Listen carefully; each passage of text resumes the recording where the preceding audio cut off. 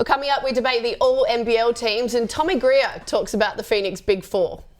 Is Dwight Howard coming to the NBL? Is it fact or fluff? Fluff. And I talk to Derek Rucker, and we talk about the big game, Perth versus Sydney. Who wins that one? And the in-season NBA tournament, is it a thumbs up or thumbs down? Let's go. This is the Basketball Show with Shane the Hammer Heel.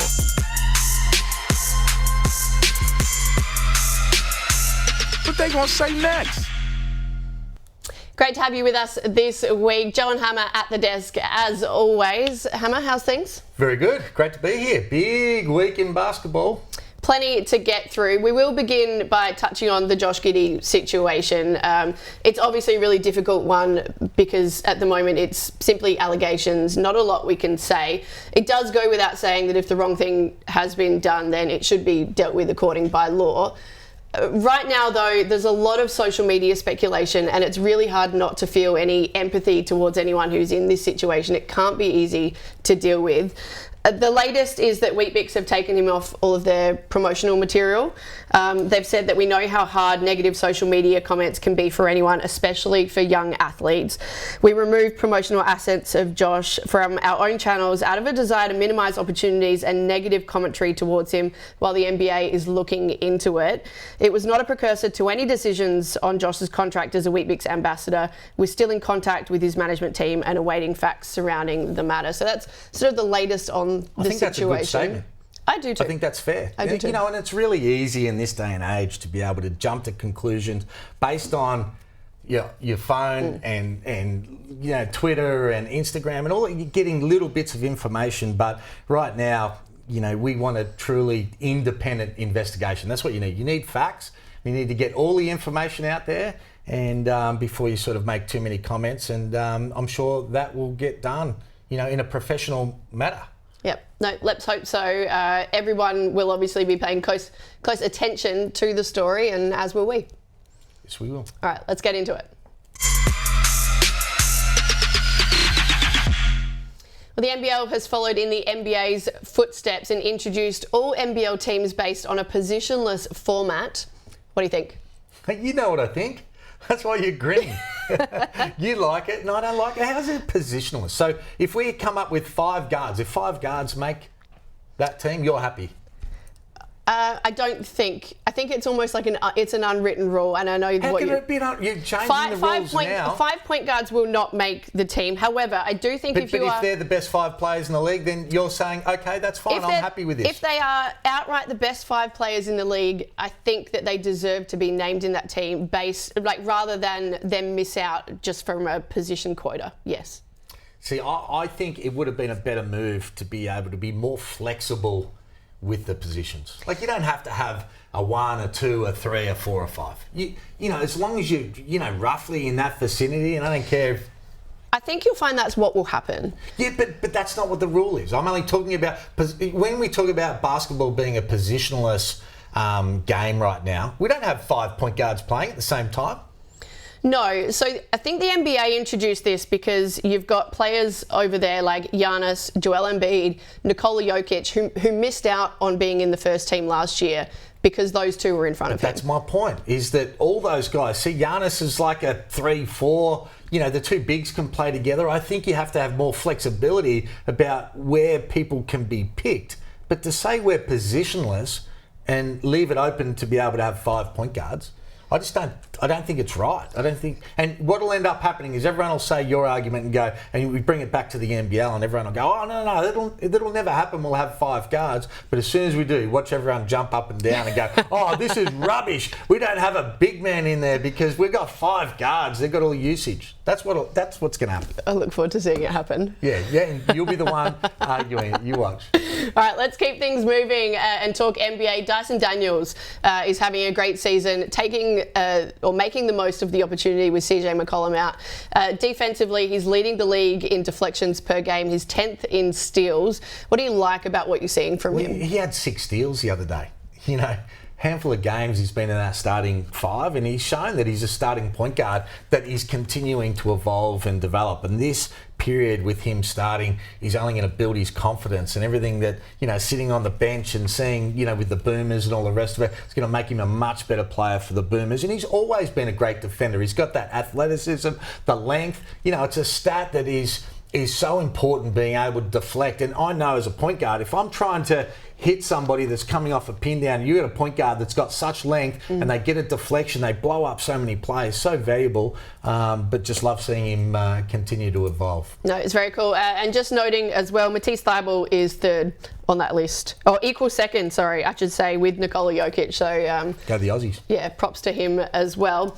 There have been some big margins in the NBA. Philly beating the Lakers by 44 points is just one of them. I thought you might like this.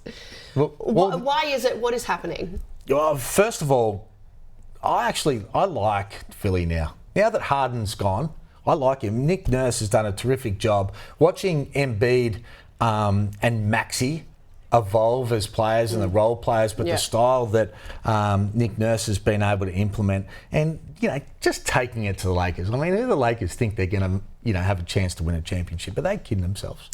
Seriously. 40-14 in the final quarter, nail in the coffin there. Embarrassing. Bron had 18 points, 5 assists and no rebounds. That's the first time he hasn't had a board in 13 years. That's crazy to me. It is crazy, but I don't care. You mentioned James Harden before. We can't possibly go an episode of the basketball show without talking about him. The Clippers are struggling though. Went down to the Nuggets without their superstar. Who could have seen that coming? Who could have seen that he's gone there and they've struggled? Fancy losing to Denver without 3 starters, including their 2 best players with Jokic and Murray.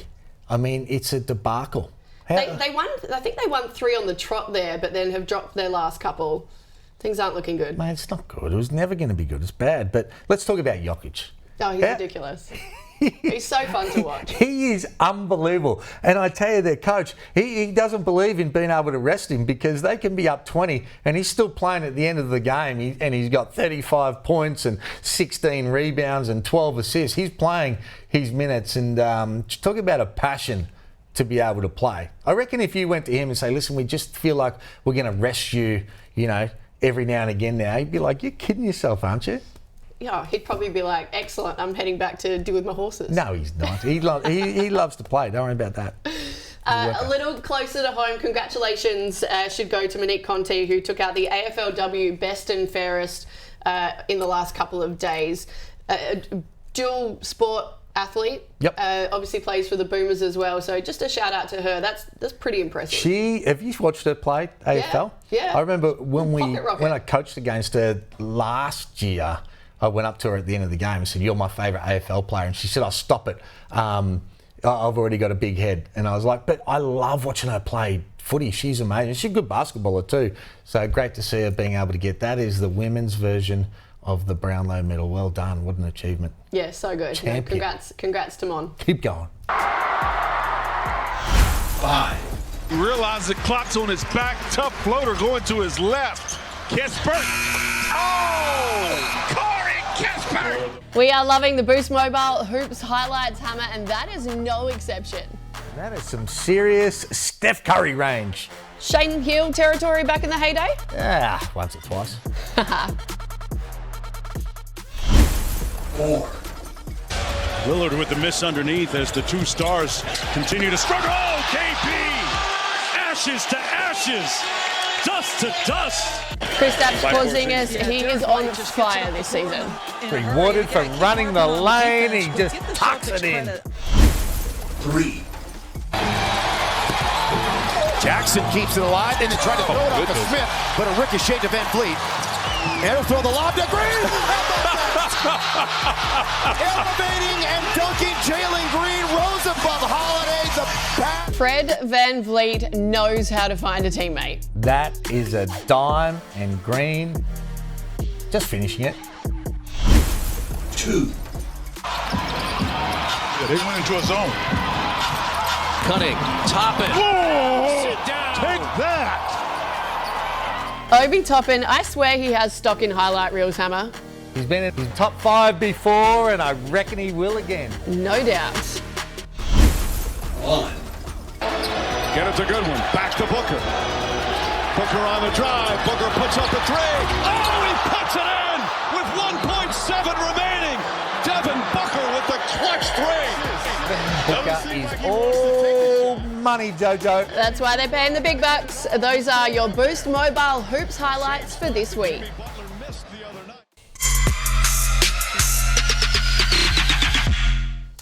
Yes, Matt Logue at the desk, as he is every week for the Logue Down. Matty, there are fresh reports that Dwight Howard is exploring his options in the NBL. Yeah. Who can afford this man? Well, 37, NBA champion. He's got a bit of baggage as well. You know, that is a fact, you know, along the line in his career. Playing in Taiwan at the moment. And, yeah, you're right. Like, the NBL have pumped this up a bit, that he's exploring NBL options. And it's come from a legitimate source, I can say. One of my Lithuanian mates, a very good journalist. But I've reached out to a number of people in the league, and my understanding is Adelaide potentially with a spot. They wanted a big, but they've moved on. They're not looking for another player. And then the New Zealand Breakers, obviously Cheatham and McDowell White, and we've reached out to the Breakers, and the Breakers have said Howard's not one of the names, but they are confirmed that they are looking for someone, definitely, and probably a big. So it's interesting. It begs the question with Dwight Howard. Like, it's great that he wants to look at the NBL. It would be incredible to have him in the NBL. Like, from a publicity, he loves Australia too. Why are you rolling your eyes? I know you're rolling your eyes, but no, is it worth the risk? It's all fluff, right? Who can afford him? He makes millions of dollars. This is all fluff. We're talking about something to pump up the league that's not even real. Is it? I can't see it happening. No, well, it's real that he's interested, but yeah, he's interested at the price that we can't afford. As I'm reporting, though, it's God. There's no one interested. Let's move on, mate. It's all fluff. Come on. All right, the NBL Pride Round is coming up in January. Yeah. You wanted to talk about that? Yeah, just to, obviously at the time last year, it did float with Cairns, and a number of players that, for their religious beliefs, decided, we don't want to wear the singlet. And it did probably detracted from what the round was about. But I can reveal that the NBL they've gone and met with all the clubs, and including particularly Cairns, because that really rattled them at the time, and have just said, look, there's no reinforcing, there's no pressure, like that is your individual choice, and they're expecting, the league is probably expecting that that will happen again. But my understanding is that a number of clubs have aligned with pride in sport, and they're trying to, obviously with what Isaac's brave stance, and they're trying to really make this a bigger thing. Like the fact that the AFL's got a game, they don't have a round. The NBL's the only one with a round, so they're doing their best to try and really support people in that space. And I think with Isaac leading the front there, I think it's a really, really good thing. Did they also talk to the players about the gambling on all the ads and on the court as well? Because I don't see them having a problem when it comes to that. Yeah, and well, this is where the debate was, Shane, last year, and look, we can understand where all that sort of comes from. At the same time, geez, it's an individual choice, so it's very it's a difficult topic. Yeah, but I think the main thing is the NBL want to make sure this round is for the right reasons as well. So, yeah. No doubt. The Adelaide 36ers are coming off of the FIBA break after that big win over the Phoenix. You've spoken to CJ Bruton. Yeah. What is the latest? How's the group feeling? Yeah, they're feeling okay. I think they're probably like we've seen, on the basketball show today with, the Phoenix. Like, they're not quite satisfied, and I think that the Adelaide 36ers feel similar. CJ's given them a bit of a whack, the players. They've got really slow starts to the season, particularly on the road, and he wants them to wake up. And he just said, look, they can they're capable, and I think bringing in DJ Fazilovic has proven that they've got some potential to maybe compete for the finals. But the reality is, I think, guys, there's more pressure, I think, on CJ as well. I think this is a career-defining period for him. He's off contract, and if Adelaide say they miss out on the playoffs again, do you keep him, Shane and Joe? Like, is he your long-term coach? I feel like this period in this run home, they're 4-7. I think this is career-defining. I mean, it's a challenge for every coach that's coming off contract when you haven't made the playoffs for 3 straight years. The pressure and the talk's always going to be there, and I think it's more the recruiting of what they've put together over the last couple of years with CJ more than anything else. And they just need to string wins together, like no different than South East Melbourne. I mean, the difference for them is that Mike Kelly's in his first year, not in his third year. Yeah, and that's why it's such a topic. Is he's He's off contract and they haven't made it for so long. So do they stick to the faith? And yeah, it is an interesting period for Adelaide because there's just pressure building there. Like during the year, they did make inquiries around the likes of, Gorge and others. So it's, they need to get victories. Do we know when Trey Keller's back? It's a good question. That's a good question. I think it's a good couple of weeks. So it's they need him back. Yeah. The time now to bring in one of Brisbane and DC's finest, the host of the Derek Rucker podcast, the man himself. D, what's good? Hey, Joe.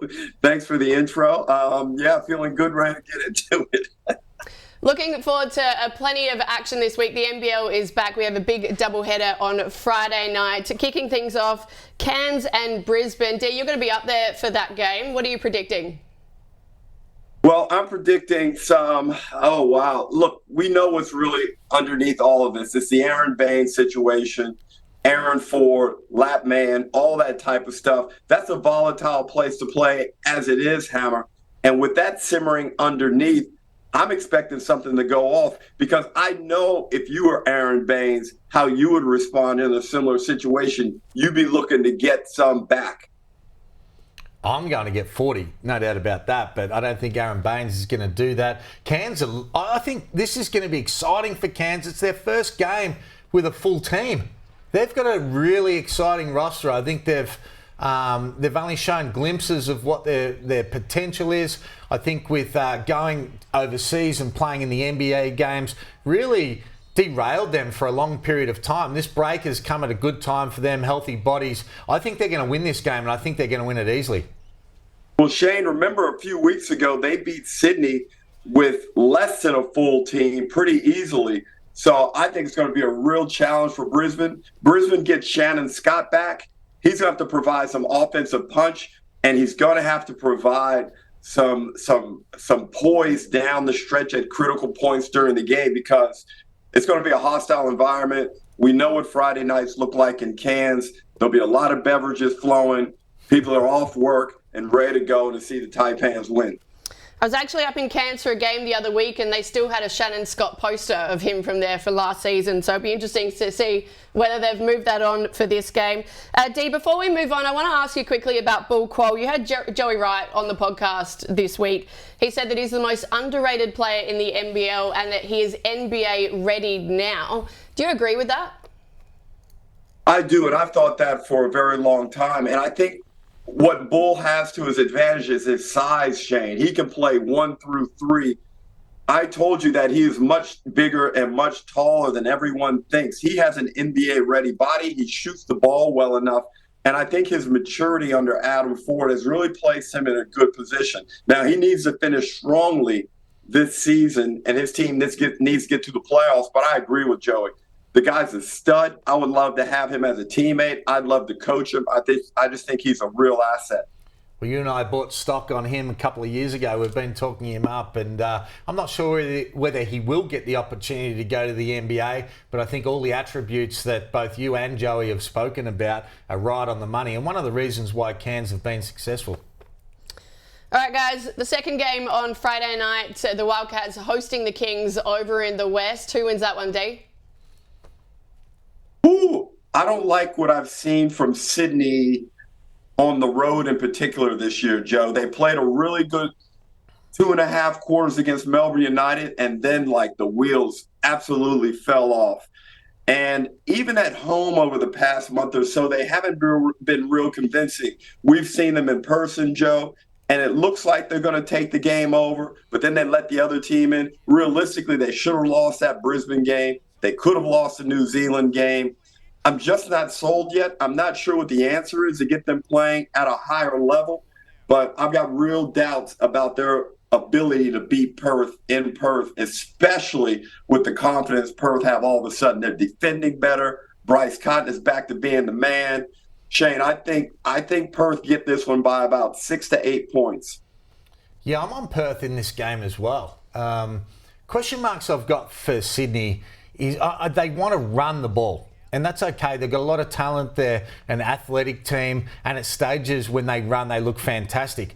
The problem that when things aren't going well and when the other team's making a run at you, they don't have an ability, or they haven't shown an ability to be able to take the air out of the ball and go at some player, run, get it through hands, have some sort of system to be able to get the right person a shot at a particular time and change the tempo. Tempo determines that momentum and can stop the momentum. They haven't shown that they've got an ability to do that or a desire to do that. And that may be something that comes over time, because they've certainly got a talent to win the championship. They've got a talent to win this game, but they've still got a lot of work to do. I'm on Perth for this one. Hammer, I've got an interesting thought, and I've been, tossing around in my head over the past week. Do you try and adjust Sydney's style, or do they try and adjust it so that they have a plan B and they're working on it? Or do you wait till the moment, say a game 4 or a game 5 of a championship series, and just hope it all comes together and just continue pressing ahead the way you are? Well, I think your words told the story. I don't think you hope for anything. I think you practice those things now. And I think it's okay to play the sort of up-tempo style they have. Their team's built for it. They're good at it. But I think you also have to know that you've got to play it a different way as well when things aren't going your way. You can't give up a 12-0 run and say, oh, well, that just happens when we're playing this style. You have to be able to get the ball moving a little bit, get it to the right person. And I think that's part of Jalen Adams as well. He has to be able to take the air out of it. He has to show control. He has to be a leader at certain stages so they don't lose these big leads or go through downturns. All right, let's switch our focus to the NBA. The in-season tournament, guys, is well underway. What have you made of the format? Because there's been mixed reviews so far. Joe, I have no idea who's on top. I have no idea who's qualifying. All I know is that in a couple of weeks or whenever it is, there's going to be a mini congregation in Vegas. And Joe, we know we lose you for most of the year because you go over there to Vegas for the Summer League. You know what that looks like. I know what they want. They want a mini All-Star weekend in Vegas. That's all this is about, and it's a great plan. I'm all for it. I wish I could go, but I don't care about these games. I like the uniforms. I like the courts, Hammer. I know you hate the courts. That's not your thing. But, Joe, it's a guise for something else. And also, Joe, I think it's a precursor to conditioning people to get used to pro basketball in Vegas. What are you going to be the Grinch for, mate? They colour the courts. They have a little bit of fun. It's an 82-game season. It's okay to have something different. I know you're a traditionalist and you don't want anything on the court and advertising on uniforms and all of these things that the NBA hasn't done for so many times. They're starting to evolve. I think over an 82-game series, it's okay to have these in-season tournaments. It's easy to find out what's going on. You go to the app. Even an old guy like me, I can go to the app, I click on it, you can see what the schedule is. The Lakers, they might be stinking up a season, but their fans are engaged because they're actually good at the in-season tournament and they've got some sort of chance to win something this year, and it's in Vegas. Can I ask you a question real quick? Do you like that red court where you can't see the basketball? Not at all. Not at all. But you know what they'll do is they've got to make some adjustments. This is trial and error for the first year. Normally the NBA don't get too many things wrong, but some of the court designs are really bad. A little bit of colour. I like that. But you can't have it where we can't see the ball, D. So just make those adjustments and let's get a happy medium. Joe, one thing that really bothered me was that I hated that the Celtics didn't have the parquet. I thought they could have incorporated the parquet into this modern theme somehow. I thought that really rubbed me wrong. Yeah, I think you and a few other people. We'll wait to see what happens, but I agree with you, Dee. Vegas is certainly becoming a hub for basketball. No doubt a precursor for what's to come. Love your work as always. We'll chat to you in a couple of weeks. All right, guys. Thanks for having me. The Southeast Melbourne Phoenix CEO Tommy Greer joins us now. Tommy, thank you so much for the time. Always great to have you on the basketball show. We're obviously coming off the FIBA break at the moment. How's the group feeling, and I suppose was the timing right for you guys? Yeah, look, I mean, the group's feeling reasonably positive. I think the break came at a pretty good time for us. Obviously, heading into this sort of week and a half off, we had those 2 losses. That we really feel, we could have done better with going into that break. So I think it is a that break did come at a good time to give us a moment to sort of sit back, reflect on this first almost half of the season and sort of reevaluate where things are at. Well, Tommy, first of all, congratulations on the team you've been able to put together. New coach, Mike Kelly, so it's first year, obviously, of another plan for you guys. I reckon you've probably got 4 of the best players, the combination of players with your 2 guards, your import, Creek, and then some of the guys that you brought off the bench. Is this where you thought you would be, or did you think you would be further along at this stage?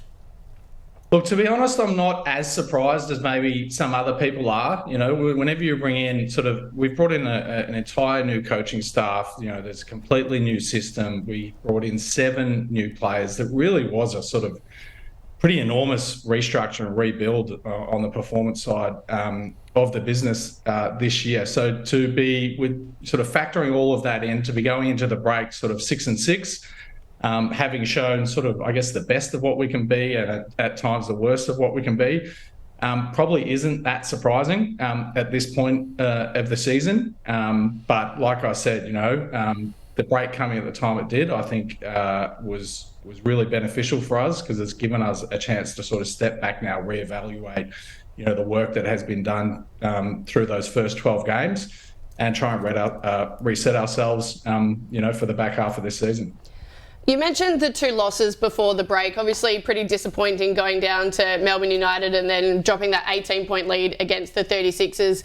What kind of concern was there based on those 2 games, and what were the conversations that you had with sort of Mike Kelly and the playing group during the break about it? Yeah, look, I mean, Mike leads all those conversations, so he's in control of those conversations with the team. But I think it's just finding that consistency and that sort of remaining locked in for that 40 minutes of every single game. We all know how competitive the NBL is. We all know that come the back end of this season, finals are going to be decided by a game or 2 each way. So the importance of those games and, dropping a game like the Adelaide one specifically can come back to bite you at the end of the season. So it really is important that we start to iron that out and find that level of consistency that we can bring for 40 minutes of every game through the back half of the year. How have you seen the balance between your 4 superstars? All 4 can really score the ball, which is, from a coaching point of view and a club and a fan's point of view, that's exactly what you want. You can put points on the board. How have you seen their balance and who's had to sacrifice? And when it gets down to the wire and you need a bucket, who's that man going to be? Do you think the guys know that at this point? Look, I think the balance has gone really well. When you look at the numbers and you look at the sort of production out of those 4 guys, I think that, the balance of sort of opportunity, the balance of usage, the balance of what they've been able to produce statistically, I think has all slotted in really well. In terms of sort of closing out the game and sort of finishing off their games, we really do have those 4 options. And I know it is often talked about that you need that sort of clear closer. But on our roster, we have 4 weapons who can come at you when, one thing gets closed off. Someone else has the ability to step up and make that play. You mentioned the firepower. You guys are mid-table at the moment, sitting 5th. What's the ceiling for this group? I think the feeling remains really positive. Like I said, I don't think, I think we're sort of sitting about where we deserve to be at the moment, given how we've performed over the first 12 games. We know the level of talent that we've accumulated on this roster. Shane, you mentioned, having sort of potentially the 4 best, the combination of the 4 best, highest level guys of any roster. So we know the ceiling of this group is much higher than where we currently sit. And we know that the things preventing us from taking that next step are all manageable because we've done it, we've shown it over those first, over 6 of those first 12 games. So we know there's a remedy for it. It's just about locking in on those things and delivering them more consistently.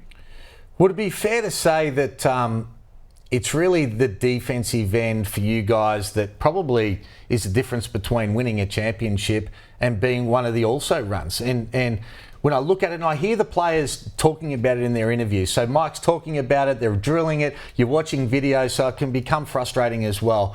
But they have to get it done. It's a frustrating, even as a fan watching it. Sometimes defensively they look great. Other times they look disinterested and don't have the pride to be able to get it done. Would that be fair? Look, I think what is definitely fair is we've shown that we can do it. You know, that because in patches and in games, you know, throughout those first 12 games, we've shown an incredible improvement on that end of the floor. But we've also had lapses and long stretches of lapses, which have cost us games. I think there's no question that developing consistency on that end of the floor, becoming a bit more hard-nosed on that end of the floor, really is going to be the key to our second half success of the year. We're coming into a busy part of the season. One, finding out where you guys can go and talking about that ceiling and just how far you can get. But also, obviously, being involved on Christmas Day, playing against Tasmania. What's the anticipation like leading into that? Oh, really looking forward to it. I mean, the Jack Jumpers have been incredible in their sort of planning of that event and included us, knowing that it's an important day for families. We're really looking forward to it. It's going to be a great opportunity to play in front of a huge, broadcast audience, and we're looking forward to ruining Tasmanians' Christmases. Well, before you do that, you got a big one this week against the Breakers, and they're a little bit wounded. They will come in hungry. What's it going to take to be able to get them done? Well, hopefully we've learned our lesson, and you need to beware the wounded beast. And we know that New Zealand always come in, high energy. They're really well drilled, so we will not be taking the foot off the pedal for this one. We've had a great record at home. We've only dropped the one so far this season, so looking to get back on that winners list and re-establish ourselves as one of the teams to contend with this year. We're looking forward to it, Tommy. Thank you so much. A pleasure as always, and good luck for the rest of the season. Thanks, guys. Yes, let's get into Supercoach NBL. Tom Hirsch is joining us from Melbourne. Tom, what are your tips this week? Give them to us. Well, this week we've got 4 teams on the double. Adelaide, Brisbane, Cairns still on a double, and they're going to be for a number of weeks ahead. And New Zealand as well. It's their last week on a double for a while. So still kind of focusing on probably predominantly Cairns and New Zealand players just based on the schedule. I think most people would have Anthony Lamb from New Zealand and Parker Jackson-Cartwright by now. If you don't have Patrick Miller from Cairns, though, he's had a round to come back and get back into the swing of things and look pretty strong. I'd be bringing him in this week if you don't have him. And he's one you could even consider as a captain option this week. Someone else I might give a look, though, from Brisbane is Shannon Scott, who's back from a long injury layoff up there in Brisbane. We know what a difference maker he's been when he's been healthy on the floor. His last 3 games, he averaged over 48 Supercoach points, which is elite. And whilst he might ramp up a little slowly, I think he's someone who could probably make a bit of a run now for the next few weeks and be a really good one to consider in your backcourt. And the other one that I'm looking at is Will Magnay from Tasmania. They don't have the double this week, but they have a couple coming up in future weeks. But he looked really strong, especially those last 2 games before the fever break. And he's at a pretty good price point right now, so some good value there. Maybe you bring him in as your backup centre this week, but he's someone who could probably have some elite production going forward for the next little while. All right, Tommy, well, you wiped me off the floor last week, so you can give me the tips now. I need a smoky. I need help, mate. Where do I look? Well, I would be looking at the Sydney Kings, though. They don't have a double this week, but they do have next week, and there's some good value there. And one player I'm considering bringing in is DJ Hogue. We know he's obviously had a bit of a slower start coming off their injury, but he's looked really strong the last few weeks, and I think he's another one who's poised to probably start getting back to that elite level production we are used to. And if you bring him in this week, you have him for the double next week, that could be a nice point of difference for you, Hammer. Okay. Love it. I know. Just taking notes here. Beautiful. Tom, thank you so much. Let's see how we do this week. Appreciate it. Thanks, guys. Well, that is all we've got time for. Before we go there, Hammer, we just spoke to Tommy Greer. asked him about the ceiling for the Phoenix this year. He said it's high. He just didn't quite give us a measurable, hard and fast response. Do you think they can win the championship with this group? They can win the championship. They've got the talent to win the championship. I wouldn't be saying they're going to win it right now. I think they've got a lot of hurdles to be able to get over. And I think Tommy was really frank. You could tell he wasn't quite happy with where they're at and believes in their upside. They've got to improve in the defensive end. If they do that, you know, they're probably not as good as Melbourne United right now, but there's a long way to go in the season. If they improve, they've got the talent to be able to win it. I'm not sure they will, but they can. All right. That is the Basketball Show, all thanks to Code Sports, Boost Mobile and the Throwback store. Thank you guys for watching. We'll see you next week. This is a co-production by News Corp Australia and Closer Sports.